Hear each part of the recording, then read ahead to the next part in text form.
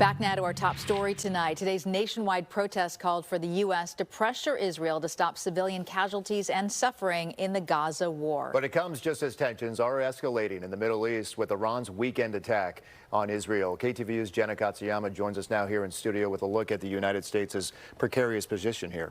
It certainly is, and it's ramping up the stakes right now, Mike and Julie. Today, both Israel and Iran threatened to continue military action, and that has increased the political pressure and the stakes here in the United States as Congress and the president debate this week the issues of sending military aid to Israel and humanitarian aid to Palestinians.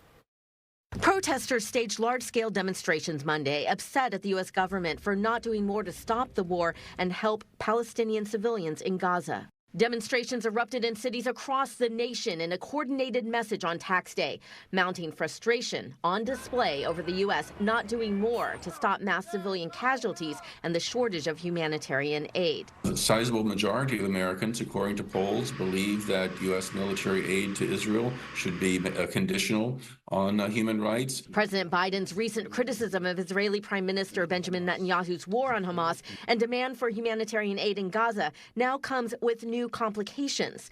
Iran's weekend airstrikes on Israel forced the U.S. and other countries to assist with Israel's defense. The U.S. is walking a very fine line. On one hand, the U.S. is not pleased with Israel's activities in Gaza, but defense of Israel, the United States has committed itself to it historically for a long time. San Francisco State history professor Maziar Behrooz says Iran's hardline rulers made a very significant change in policy by issuing a direct attack Saturday on Israel. Iran up to this point has been following a doctrine known as strategic patience with Israel. Harassing Israel with allies around the country, but not directly getting involved. Iran says it acted in retaliation for Israel's attack on Iran's consulate in Damascus, Syria. Today they said if Israel attacks the Iranian mainland, they will attack not in few days, but in few seconds. On Monday, Israel promised a counterattack. Iran will face the consequences for its actions.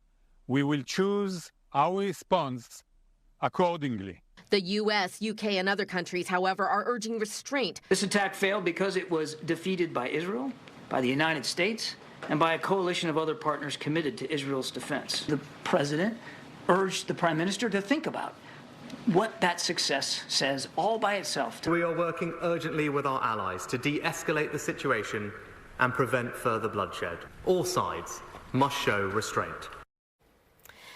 Israel's military reportedly is continuing plans for an operation in Rafah to the south where many Palestinian refugees have fled. And today, House Speaker Mike Johnson said that he is planning to move forward, Julie and Mike, with a vote on aid to Israel, separating it from Ukraine so that they can maybe get a vote through. All right, Jana, thank you. Thank you, Jana.